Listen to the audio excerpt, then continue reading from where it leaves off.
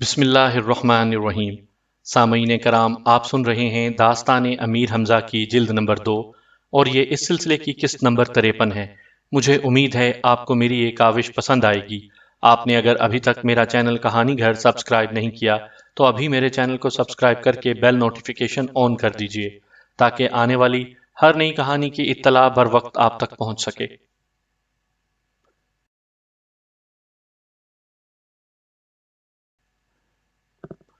نقاب دار فیروزہ پوش نے عادی کو دیکھتے ہی کہا لگایا اور کہا، ارے تم تو آدمی نکلے، میں پہلے یہ سمجھا تھا کہ کسی پہاڑی ٹیلے میں جان پڑ گئی ہے۔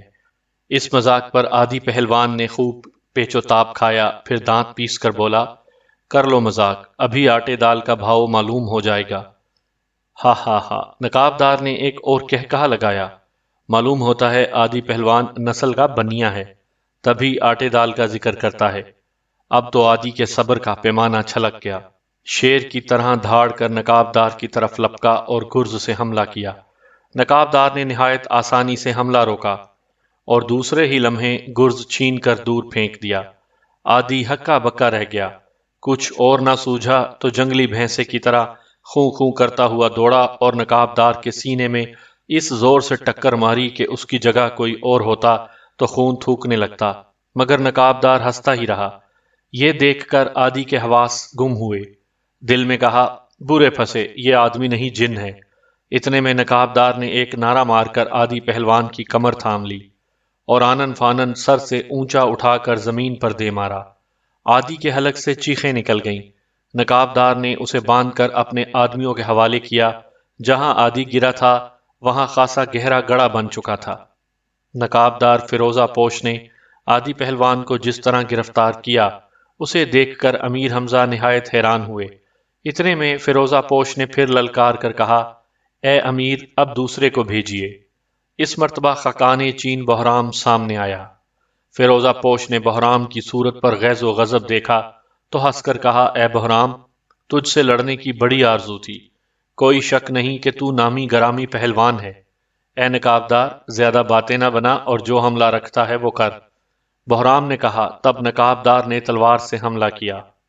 بہرام نے اپنی تلوار پر یہ وار روکا، پھر اس شدت سے جوابی حملہ کیا کہ ایک لمحے کے لیے نقاب دار بھی گھبرا گیا، لیکن اس نے سنبھل کر ایسے وار کیے کہ بہرام آہستہ آہستہ پیچھے ہٹنے لگا۔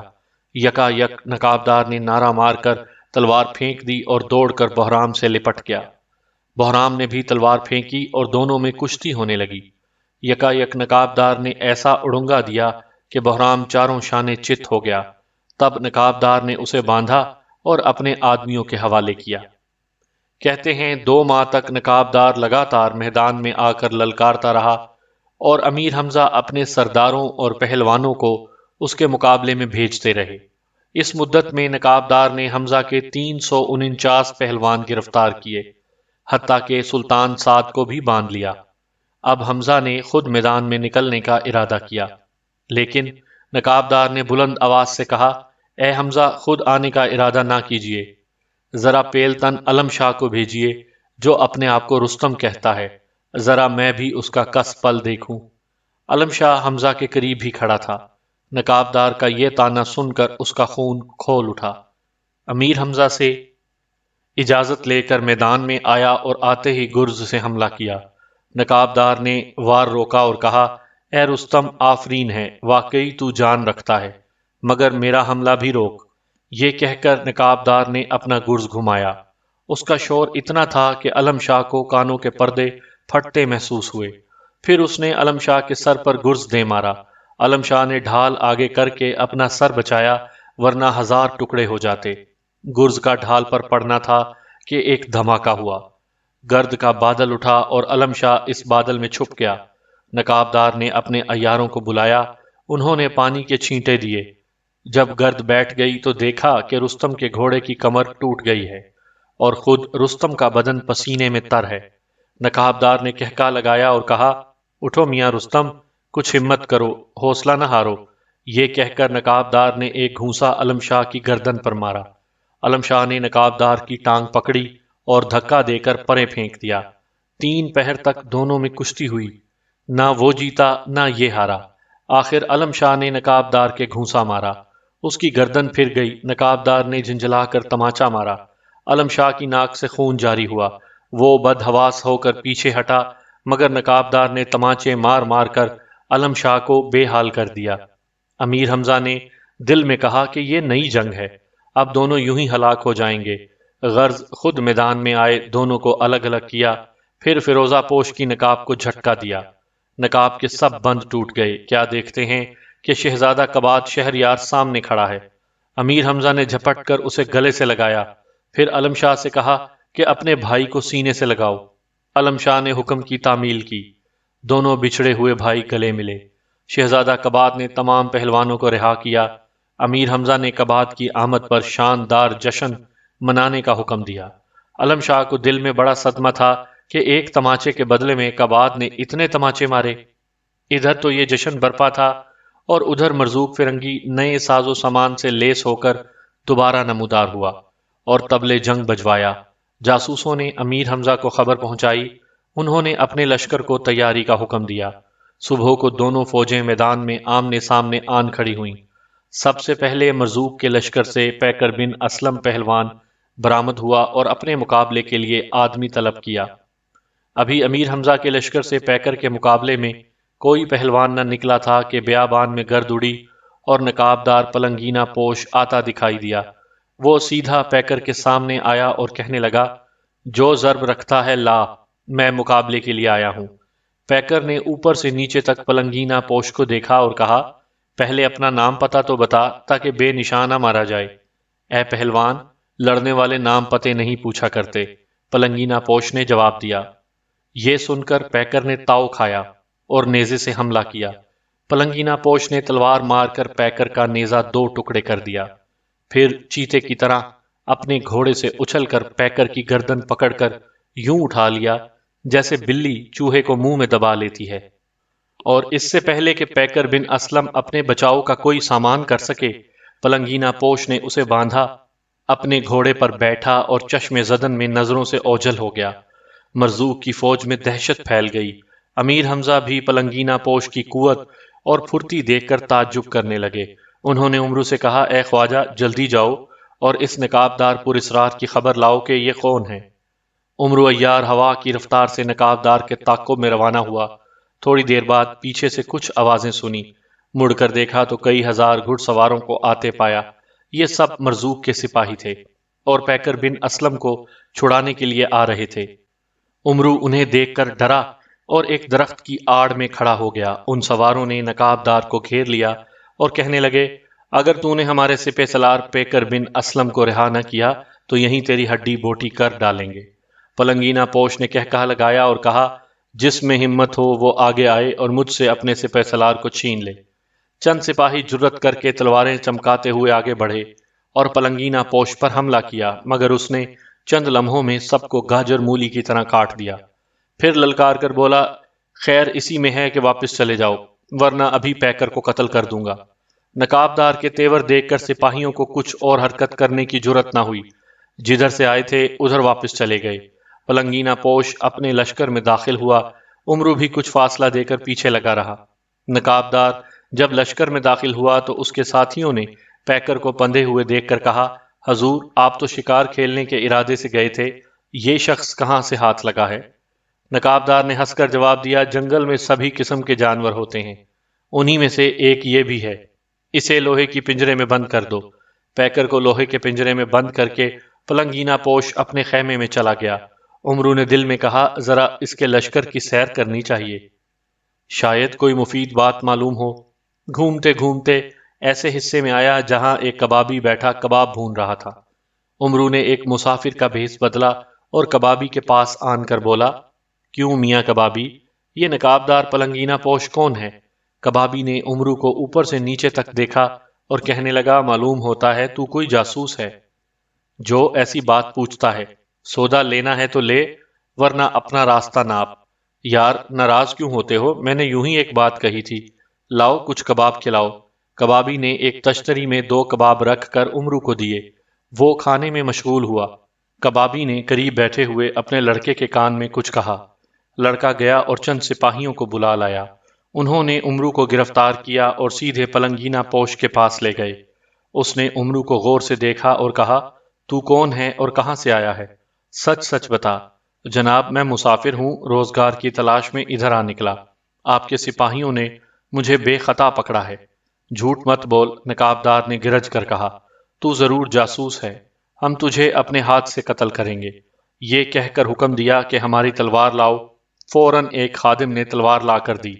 نقابدار نے تلوار نیام سے کھینچی اور ہاتھ میں تول کر بولا، اب بھی سچ سچ بتا دے کہ تو کون ہے، ورنہ زندہ نہ چھوڑوں گا۔ یہ سنتے ہی عمرو تھر تھر کانپا اور پھر دھڑام سے زمین پر گر کر لمبا لمبا لیٹ گیا۔ نقابدار نے اٹھ کر دیکھا تو مر چکا تھا۔ نبضیں رکی ہوئیں، چہرے پر مردنی، کانوں کی لوئیں مڑی ہوئیں، ناک کا بانسا ٹیڑھا، آنکھوں کی چمک غائب۔ سب نے باری باری دیکھا اور یہی کہا کہ دہشت سے مر گیا ہے۔ تب نقابدار نے تلوار بلند کرتے ہوئے کہا، خواہ یہ مرے یا جیے، جب میں اس کو قتل کرنے کا ارادہ کر چکا ہوں تو ہر حال میں اپنا ارادہ پورا کروں گا۔ یہ سن کر مردے نے جھٹ کلمہ پڑھا اور اٹھ کر بیٹھ گیا۔ سب تماشائی ڈر کر بھاگے، لیکن پلنگینا پوش وہیں کھڑا رہا۔ اس نے کہا، مجھے پہلے ہی یقین تھا کہ مسافر کے بھیس میں خواجہ عمرو ہے۔ یہ جملہ سن کر عمرو نے پلنگینا پوش کے قدم چومے اور کہا، اے بہادر، خدا کے واسطے اپنی صورت مجھے دکھا دے۔ نقابدار نے غمزدہ لہجے میں جواب دیا، اے خواجہ، میری صورت دیکھ کر کیا کرو گے؟ میں وہ شخص ہوں جس کا کوئی پرسان حال نہیں۔ عمرو نے بہت اصرار کیا۔ آخر نقابدار مجبور ہوا اور کہنے لگا، اے خواجہ، وعدہ کرو کہ میرے پاس سے نہ جاؤ گے اور میرا راز ظاہر نہ کرو گے۔ عمرو نے وعدہ کیا۔ تب پلنگینا پوش اسے ایک گوشے میں لے گیا، نقاب کے بند کھولے اور اپنی صورت دکھائی۔ عمرو نے دیکھا کہ عامر بن حمزہ ہے۔ نہایت حیران اور پریشان ہوا۔ کچھ پوچھنا چاہتا تھا کہ عامر نے ہونٹوں پر انگلی رکھ کر خاموش رہنے کا اشارہ کیا، پھر کہا، اے خواجہ، یہ قدرت کے بھید ہیں، ان میں دخل نہ دو، اپنے کام سے کام رکھو، جب وقت آئے گا تمہیں سب کچھ معلوم ہو جائے گا۔ عمرو چند دن نقابدار کے پاس رہا، آخر جی اکتایا اور بھاگنے کا ارادہ کیا، مگر موقع نہ پایا۔ ایک رات لشکر میں غل مچا کہ پیکر بن اسلم پنجرے سے آزاد ہو گیا ہے۔ پلنگینا پوش اسے پکڑنے کو روانہ ہوا۔ عمرو کو بھی فرار ہونے کا موقع ملا۔ جھٹ وہاں سے نکلا اور امیر حمزہ کے لشکر میں پہنچ کر سارا حال کہہ دیا۔ عامر کا ذکر سن کر امیر حمزہ کی محبت نے جوش مارا۔ اسی وقت چند سرداروں کو لے کر عامر سے ملنے کے لیے روانہ ہوئے۔ اس نے جب امیر حمزہ کے آنے کی خبر سنی تو استقبال کو آیا۔ امیر نے سینے سے لگایا اور کہا، بیٹا، تیرے غم میں ہم اس حال کو پہنچے۔ ابا جان، آپ نے بھی تو پلٹ کر خبر نہ لی۔ قصہ مختصر، امیر حمزہ نے عامر کو ساتھ لیا اور اپنی بارگاہ میں آئے۔ بیٹے پر سے بہت سا زر و جواہر نثار کیا، پھر شہزادہ کباد سے ملاقات کرائی۔ کباد نے کھڑے ہو کر تعظیم دی اور اپنی مسند پر بٹھایا۔ غرض عامر کے آنے کی سب نے خوشی منائی۔ پیکر بن اسلم پہلوان پنجرے سے نکل کر بھاگنے میں کامیاب ہوا تو سیدھا مرزوق فرنگی کے پاس آیا اور ساری داستان کہہ سنائی۔ مرزوق سخت بدحواس ہوا، سر پیٹ کر بولا، سمجھ میں نہیں آتا اب کیا تدبیر کروں کہ حمزہ سے نجات ملے۔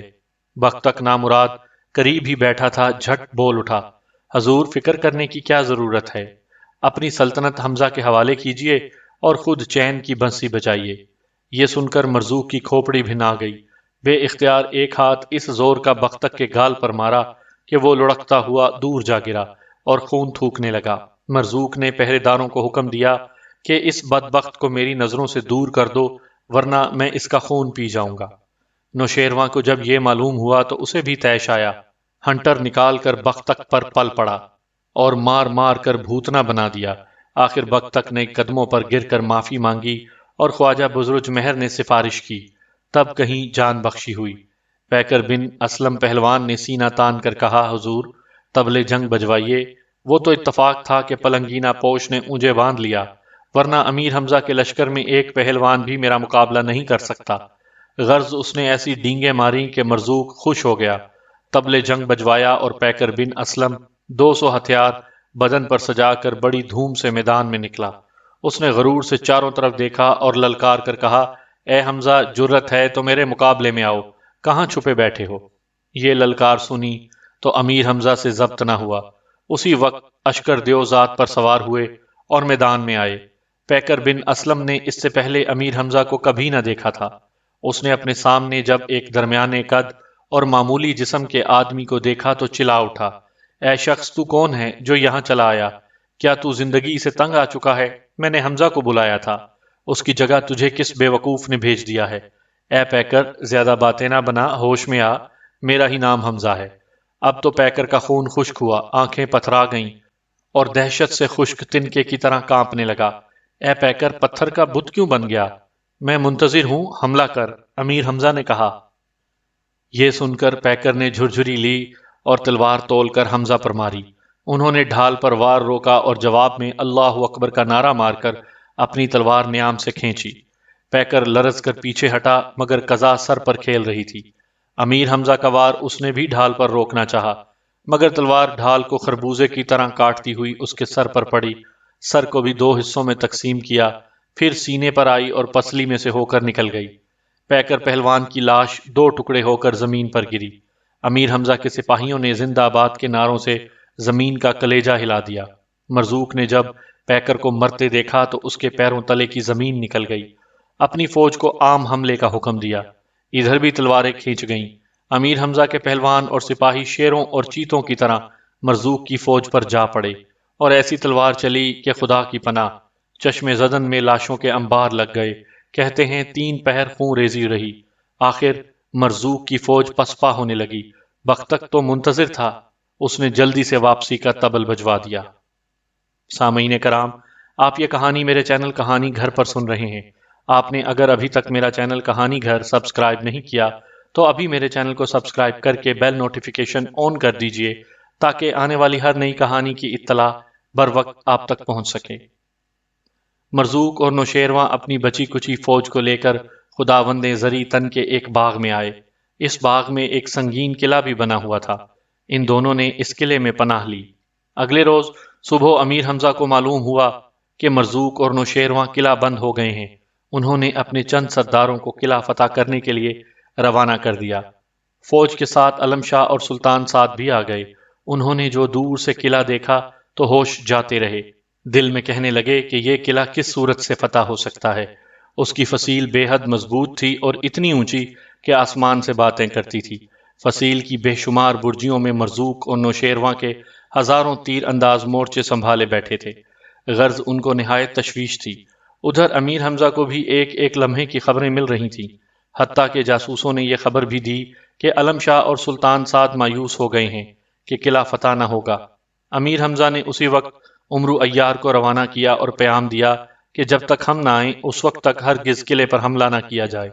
جب عمرو نے علم شاہ اور سعد کو امیر حمزہ کا یہ پیام دیا تو ان کو یہ گمان ہوا کہ امیر حمزہ نے انہیں بزدلی کا طعنہ دیا ہے۔ علم شاہ نے عمرو سے کہا، اچھا چچا جان، آپ ایک رات تو ہمارے پاس ٹھہریے، صبح واپس چلے جائیے گا۔ میں قسم کھا کر کہتا ہوں کہ کل ضرور اس قلعے پر قبضہ کر لوں گا۔ عمرو نے ہنس کر کہا، پیارے بھتیجے، جہالت اور چیز ہے، تدبیر اور شے ہے۔ مجھے یقین ہے کہ بغیر تدبیر کیے یہ قلعہ فتح نہ ہوگا۔ اگر کچھ روپیہ خرچ کرو تو میں تدبیر کروں۔ علم شاہ نے اشرفیوں کی تھیلیوں کے منہ کھول دیے۔ عمرو نے یہ سب مال زنبیل میں ڈالا اور بستر پر لیٹ کر کہنے لگا، پیارے بھتیجے، رات بہت ہو گئی ہے، اب سو جاؤ، تدبیر کل بتائیں گے۔ یہ سن کر علم شاہ کو غصہ آیا کہ اشرفیاں آج اینٹ لیں اور تدبیر کل بتائیں گے۔ اس نے عمرو کا لحاف کھینچ لیا اور کہنے لگا، چچا جان، آپ کو اسی وقت تدبیر بتانی ہوگی ورنہ ساری رات سونے نہ دوں گا۔ اچھا بابا اچھا، عمرو نے منہ بنا کر کہا، کل صبح اپنے کاریگروں سے کہو کہ لوہے کا ایک بہت بڑا صندوق بنائیں۔ اس صندوق میں اوپر کی طرف ایسے سوراخ رکھیں جن میں سے تیر پھینکے جا سکیں، پھر اس کے نیچے پہیے لگا کر رات کے اندھیرے میں قلعے کی فصیل تک لے جاؤ اور تیروں میں آتش گیر مادہ لگا کر پھینک دو۔ اس تدبیر سے فصیل پر پہرا دینے والے سپاہی بھاگ اٹھیں گے اور ممکن ہے آگ لگنے کے ڈر سے وہ اتنے بدحواس ہو جائیں کہ مقابلہ بھی نہ کر سکیں۔ عمرو کی یہ تدبیر علم شاہ اور سعد کو بے حد پسند آئی۔ اگلے روز لوہے کے ایک بہت بڑے صندوق پر مستریوں اور لوہاروں نے کام شروع کر دیا۔ 3 دن کے اندر اندر یہ صندوق تیار ہو گیا اور اس کے اندر 1000 تیر انداز بھر دیے گئے۔ پھر سپاہی رات کی تاریکی میں اسے دھکیلتے ہوئے لے گئے اور فصیل کے بالکل برابر کھڑا کر دیا۔ صبح سویرے مرزوق نے یہ عجیب و غریب صندوق دیکھا تو سر پیٹ لیا اور کہنے لگا، خداوند کی قسم، یہ تدبیر کسی عالی دماغ شخص کی ہے۔ اب ہمارا قلعہ محفوظ نہیں رہا، کیا تدبیر کروں؟ سوچتے سوچتے ایک جادوگر کا خیال آیا جو وہیں خداوند زریں تن کے باغ میں رہتا تھا۔ مرزوق نے اسے طلب کیا اور سارا قصہ سنایا۔ جادوگر ہنسا اور کہنے لگا، اے بادشاہ غم نہ کر، میرے پاس ایسا جادو ہے کہ امیر حمزہ تو ایک طرف، کوئی پرندہ بھی قلعے پہ پر نہیں مار سکتا، لیکن شرط یہ ہے کہ پیکر بن اسلم کی بیٹی سے میری شادی کر دے۔ مرزوق نے جادوگر کی یہ خواہش پوری کر دی۔ تب اس نے جادو کے بہت سے پتلے بنائے اور ہر پتلے کے ہاتھ میں ایک مشل روشن کر کے تھما دی۔ ان مشلوں کی یہ تاثیر تھی کہ جہاں تک روشنی جاتی تھی وہاں تک کوئی شخص قلعے کے قریب نہیں آ سکتا تھا، بلکہ بے ہوش ہو کر گر پڑتا۔ جو ہی یہ مشلیں روشن ہوئیں اور ان کی روشنی لوہے کے صندوق تک پہنچی، اس میں چھپے ہوئے تمام تیر انداز بے ہوش ہو گئے۔ عمرو، علم شاہ اور سعد کو پتہ بھی نہ چلا کہ مرزوق کے جادوگر نے کیا کاروائی کی ہے۔ جب تیر انداز بے ہوش ہو گئے تو فصیل پر سے مرزوق کے سپاہی اترے اور ان سب کو باندھ کر اپنے ساتھ لے گئے۔ اتنے میں برق فرنگی دوڑا ہوا آیا، اس نے یہ مشلیں جلتے دیکھیں تو فوراً سمجھ گیا کہ یہ جادوگر کی حرکت ہے۔ برق سیدھا عمرو کے پاس آیا اور کہنے لگا، اے استاد، غضب ہو گیا، مرزوق کے جادوگر نے قلعے کی فصیل پر جادو کے پتلے بٹھائے ہیں اور ان کے ہاتھوں میں جلتی ہوئی مشلیں تھما دی ہیں۔ جس شخص پر ان مشلوں کی روشنی پڑتی ہے بے ہوش ہو کر گر پڑتا ہے۔ میں ابھی ابھی قلعے کی جانب گیا تھا، تب یہ معاملہ سمجھ میں آیا۔ ہمارے سب تیر انداز ان کے قبضے میں جا چکے ہیں۔ جب تک سورج طلوع نہیں ہوتا اس جادو کا اثر برابر جاری رہے گا۔ عمرو نے دانت پیس کر کہا، میں نے بڑے بڑے جادوگروں کو خدا کے فضل سے جہنم رسید کیا ہے، مرزوق کے اس جادوگر کی تو ہستی ہی کیا ہے۔ ابھی یہ گفتگو ہو رہی تھی کہ امیر حمزہ کی آمد کا شور بلند ہوا۔ عمرو، علم شاہ اور سعد دوڑ کر امیر کی خدمت میں پہنچے۔ انہوں نے سب حال پوچھا۔ عمرو نے جواب میں جادوگر کے پتلوں اور جادو کی مشلوں کا ذکر کر کے کہا، اے حمزہ، اب ایک ہی تدبیر ہے اور وہ یہ کہ آپ اسم اعظم کا حصار قلعے کے گرد کر دیں، میں جا کر عیاری کرتا ہوں۔ اگلے روز جب سورج نکلا تو یہ مشلیں خود بخود بجھ گئیں۔ تب امیر حمزہ قلعے کے نزدیک گئے اور گھوم پھر کر اسم اعظم کا حصار اس کے گرد کر دیا۔ اس کے بعد عمرو عیار قلعے کی پشت پر آیا اور خداوند زریں تن کے باغ کا دروازہ ہر وقت کھلا رہتا تھا۔ عمرو نے اپنی صورت 100 برس کے بوڑھے کی سی بنائی جس کی کمر جھک کر کمان بن گئی تھی۔ داڑھی، مونچھوں، بھووں اور پلکوں کے بال تک سفید، لباس تار تار اور بوسیدہ، گھٹنوں، کوہنیوں اور سینے پر زخم جن سے خون رستا ہوا نظر آتا تھا۔ لاٹھی ٹیکتا اور کھانستا ہوا دروازے پر آیا، دربانوں کے پاس پہنچ کر رکا اور ہانپتے ہوئے کہنے لگا، پانی، پانی، میرا دم نکلا جاتا ہے، خداوند کے واسطے مجھے پانی پلاؤ۔ ایک دربان بھاگا ہوا گیا اور آب خورے میں پانی لا کر بڈھے کو پلایا۔ جب پانی پی کر اس کے اوسان بحال ہوئے تو دربانوں نے پوچھا، اے بڈھے، تجھ پر کیا آفت آئی کہ اس عمر میں اتنی دور کا سفر کر کے یہاں آیا ہے؟ بیٹو، کیا بتاؤں، عمرو نے روتے ہوئے کہا، مجھے گھر چھوڑے ہوئے 8 مہینے ہو گئے ہیں۔ میں نے منت مانی تھی کہ اگر میری شادی ہو گئی تو پیدل چل کر خداوند زریں تن کے باغ میں جاؤں گا اور رات بھر اس کی عبادت کروں گا۔ دربانوں نے حیرت سے ایک دوسرے کی طرف دیکھا اور اشاروں میں کہا، بڈھا پاگل ہے، بھلا اس عمر میں بھی کسی کو شادی کی سوچتی ہے؟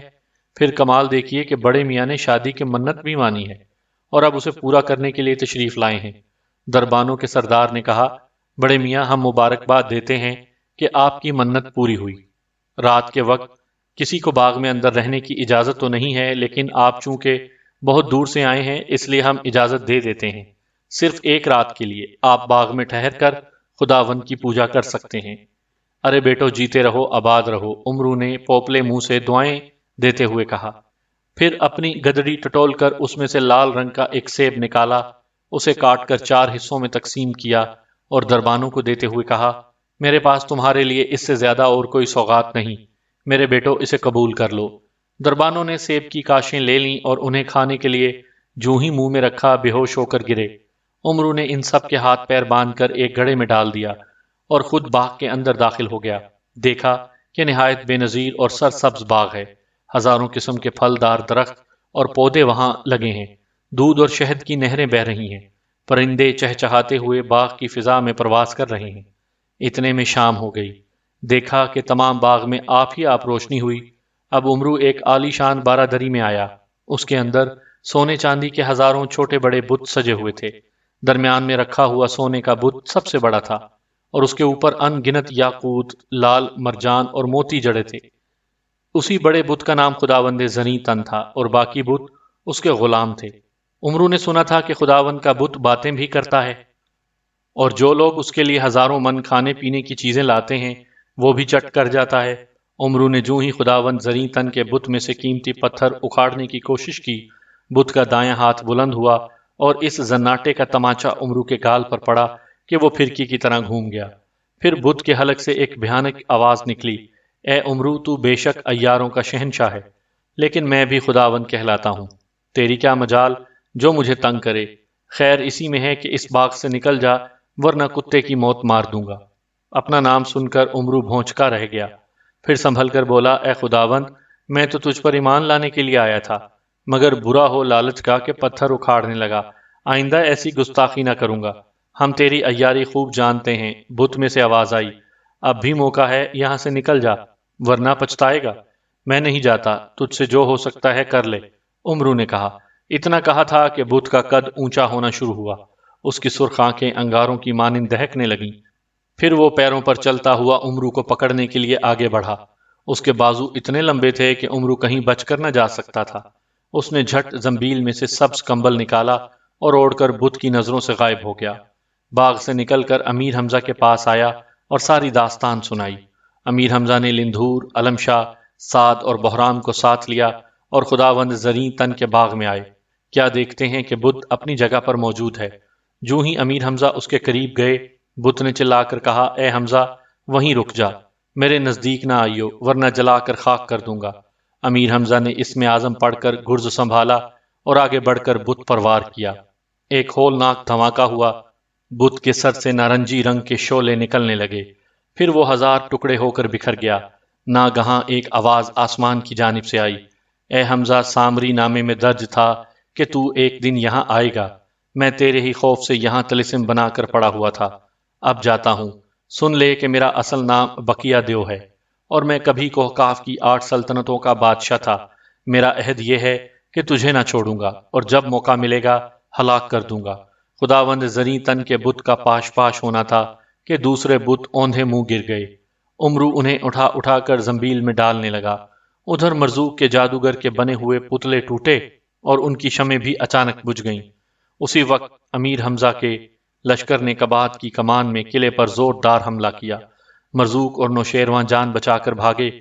نوشیرواں اور بختک تو نکل گئے، مگر مرزوق بھاگتے ہوئے جب خداوند کے باغ میں آیا تو علم شاہ نے اسے دیکھ لیا اور اسی وقت گردن دبوچی اور گلا گھونٹ کر مار دیا۔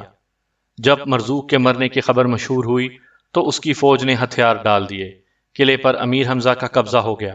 تب انہوں نے مسروق دیوانے کو طلب کیا اور کہا، مرزوق کا تخت ہم نے تجھے عطا کیا، خدا کی مخلوق پر کبھی ظلم نہ کرنا اور ہمیشہ عدل و انصاف سے کام لینا۔ مسروق نے وعدہ کیا کہ ایسا ہی کرے گا۔ سلطنت فرنگ کو خاک میں ملا کر امیر حمزہ اب بالکل فرصت میں تھے۔ کباد اور علم شاہ کی صلح ہو چکی تھی اور عامر بن حمزہ بھی مل گئے تھے۔ ایک دن غل مچا کہ مرتاد شاہ نام کا ایک شخص 2 لاکھ سواروں کے ساتھ امیر حمزہ کی ملاقات کو آیا ہے۔ حمزہ نے اپنے چند سرداروں کو استقبال کے لیے بھیجا۔ جب مرتاد شاہ بارگاہ میں آیا تو امیر حمزہ نے کرسی سے اٹھ کر اس کا ہاتھ تھاما۔ مرتاد نے حمزہ کے ہاتھوں کو بوسہ دیا اور سر جھکا کر کہنے لگا، میں بہت عرصے سے آپ کی ملاقات کا شوق رکھتا تھا۔ خدا نے آج یہ آرزو پوری کی۔ خوش آمدید، خوش آمدید۔ امیر حمزہ نے کہا، ہم تمہارے آنے سے خوش ہوئے۔ اس کے بعد ادھر ادھر کی باتیں ہوتی رہیں۔ یکا یک امیر حمزہ نے دیکھا کہ مرتاد شاہ کے گلے میں ایک تعویذ سا پڑا ہے جس پر کالے حروف میں کوئی عبارت لکھی ہے۔ انہوں نے پوچھا، اے مرتاد، یہ تعویذ کیسا ہے اور اس پر کیا لکھا ہے؟ یہ سن کر مرتاد نے ٹھنڈی آہ بھری اور کہنے لگا، اے امیر، اس کی کہانی عجیب ہے، آپ سننا پسند کریں تو عرض کرتا ہوں۔ میرے گھر میں اولاد نہ ہوتی تھی، بڑی دعائیں کیں اور منتیں مانگی۔ آخر خدا نے میری دعا سن لی۔ مدت بعد ایک بیٹا ہوا۔ میں اسے نہایت عزیز رکھنے لگا۔ آہستہ آہستہ وہ لڑکا جوان ہوا تو اسے شکار کھیلنے کا جنون ہو گیا۔ دن رات جنگلوں اور صحراؤں کی خاک چھانتا۔ ایک دن جنگل میں شکار کھیل رہا تھا کہ ایک ہرن سامنے آیا۔ میرے بیٹے نے اس پر تیر چلایا۔ ہرن زخمی ہو کر بھاگا۔ یہ بھی اس کے تعاقب میں چلا۔ میرے شہر سے کوئی 50 میل دور ایک سرسبز باغ ہے، اس کے چاروں طرف ایک عجیب طلسم بنا ہوا ہے جسے نادر فرنگ کہتے ہیں۔ میرا بیٹا اس طلسم میں داخل ہو گیا، مجھے خبر لگی تو سخت تشویش ہوئی اور میں بھی وہاں چلا گیا۔ اس طلسم میں سامنے سے ایک قلعہ دکھائی دیتا ہے جس میں 3 درجے ہیں، پہلا لوہے کا، دوسرا چاندی کا اور تیسرا سونے کا ہے۔ اس درجے میں سینکڑوں خوشنما مکان ہیں، بیچ میں ایک مکان نہایت وسیع ہے، ہر مکان پر ایک مور بیٹھا ہے۔ سب سے بڑے مکان پر ایک بڑا مور ہے اور الماس کا بنا ہوا ایک چاند اس مکان پر چمکتا ہے جس کی روشنی 12 میل تک پھیلتی ہے۔ کوئی شخص اس روشنی کے سامنے آنکھیں نہیں کھول سکتا۔ مکان کے چاروں طرف ایک گہری خندق ہے جس میں پارے کی مانند سفید پانی ہر وقت موجیں مارتا ہے۔ سنا ہے کہ جو جاندار اس پانی میں گر جائے آنن فانن بھن جاتا ہے۔ اسی خندق کے ایک کنارے لکڑی کا تختہ لگا ہے جس پر لکھا ہے، اے راہگیر، یہ طلسم نادر فرنگ ہے، اس میں ہزاروں قسم کے عجائبات اور خزانے جمع ہیں۔ جو شخص اس طلسم کو فتح کرے گا یہ تمام عجائبات اور خزانے اس کی ملکیت ہوں گے۔ اے راہگیر، اگر تو اس طلسم کو فتح کرنا چاہتا ہے تو دائیں جانب رکھے ہوئے تاشے پر لکڑی مار، پھر اس خندق پر ایک پل نمودار ہوگا اور تو باغ کے اندر جا سکے گا۔ سامعین اکرام، آپ سن رہے تھے داستان امیر حمزہ کی جلد نمبر 2 اور یہ اس سلسلے کی قسط نمبر 53 تھی۔ مجھے امید ہے آپ کو میری یہ کاوش بھی پسند آئی ہوگی۔ آپ نے اگر ابھی تک میرا چینل کہانی گھر سبسکرائب نہیں کیا تو ابھی میرے چینل کو سبسکرائب کر کے بیل نوٹیفیکیشن آن کر دیجئے تاکہ آنے والی ہر نئی کہانی کی اطلاع بر وقت آپ تک پہنچ سکے۔